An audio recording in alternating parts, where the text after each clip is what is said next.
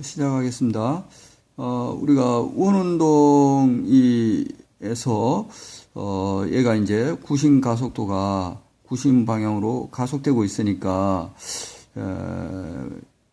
이 가속도 곱하기 그 다음에 질량 해준만큼 반대 방향으로 관성력이 있다.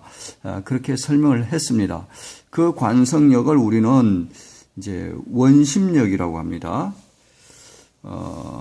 좀 설명을 하면 이 구심력이라는 말이 나오는데 이 구심력이라는 것은 원운동을 일으키게 하는 구의 중심 방향으로 실제로 이 작용하는 힘이 되겠습니다.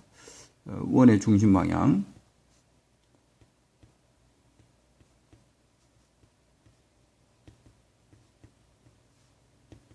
으로 작용하는 힘이고, 요게 이제 원심력이라는 말이 나오는데, 이 원심력이라는 것은 바로 이제 소위 관성력입니다.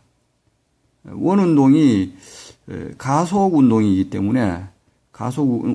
때문에 가속도와 반대 방향으로 나타나는 요 힘을 원심력이라고 합니다. 가상의 힘이라고도 사람들이 이야기하지만은 상대성 이론까지 생각을 한다면 그걸 중력으로 표기하는데 전혀 문제가 없습니다. 그 원심력도 중력이라고 볼 수가 있거든요. 그래서 여러분들 이제 무중력에 대해서 인공위성의 상태는 무중력이라 그렇게 이야기하는데 거기에 대해서 조금 이야기를 해보도록 하겠습니다. 자, 지구가 이렇게 있고요. 지구 주위를 인공위성이 도는 경우를 한번 생각해 보겠습니다.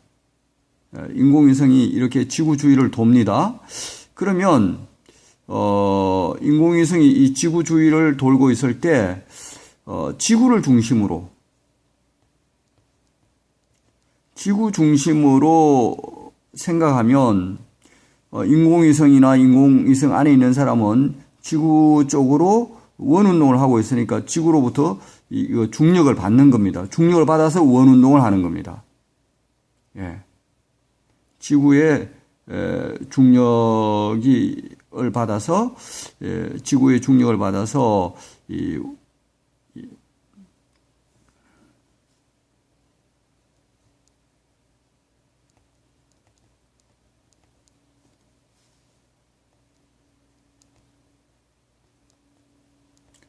지구 중심, 지구가 가만히 있다고 생각했을 때 가속되지 않는 계에서 요 바깥에 인공위성은 가속되는 걸 보았을 때 이 인공위성이 힘을 받는 거죠.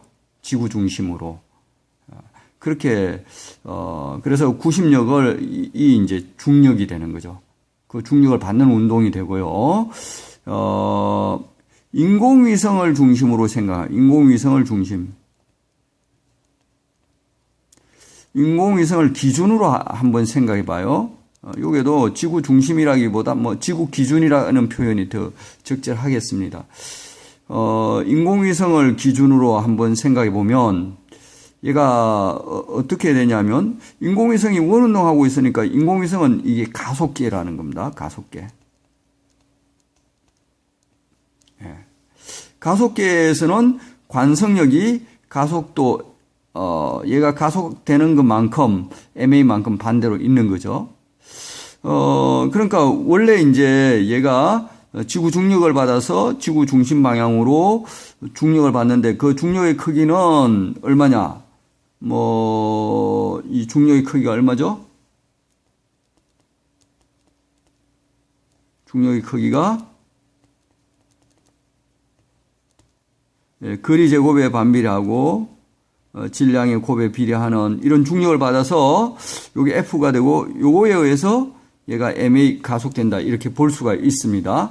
그러니까 요거 중력의 크기는 요 힘이라고 이야기해도 되고 요 라지 M은 지구 질량, 스몰 m은 인공위성 질량 이렇게 하면 되겠습니다. 그렇게 해도 되고 요 G는 중력 상수죠. 그렇게 해도 되고 요만한 중력을 받는다 그렇게 해도 되고 MA만큼 중력을 받는다 이렇게 해도 돼요. 요거의 가속도는 A입니다. A는 원운동이니까 인공위성이 원운동하고 있으니까 R 오메가 제곱 또는 R분의 V제곱으로 넣어가지고 여러분들은 항상 계산을 할 수가 있을 겁니다.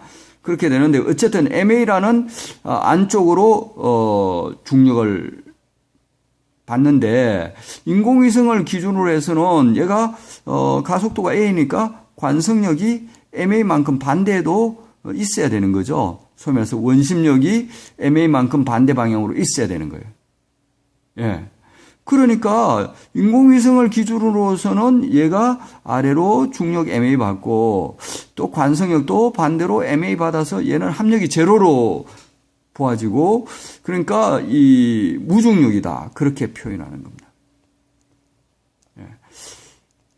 그래서 인공위성이 중력을 받느냐 이렇게 인공위성 안에서 내가 가만히 있을 때 둥둥 떠다니는데요. 그때 인공위성 안에서 떠다닐 때 내가 받는 중력의 크기가 얼마냐 이렇게 물으면 이거는 말하기가 애매한 거죠. 지구 중심을 하게 되면 어떻게 되는 거예요? 지구 중심이면 지구 중심이면 아래로 가속이 되는 겁니다. 그러니까 중력을 받는 거고요.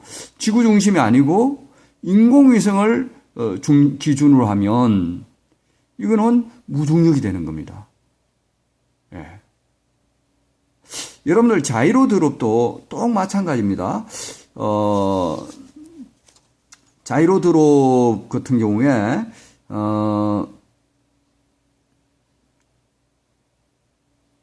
요거 조금 이따 하겠습니다.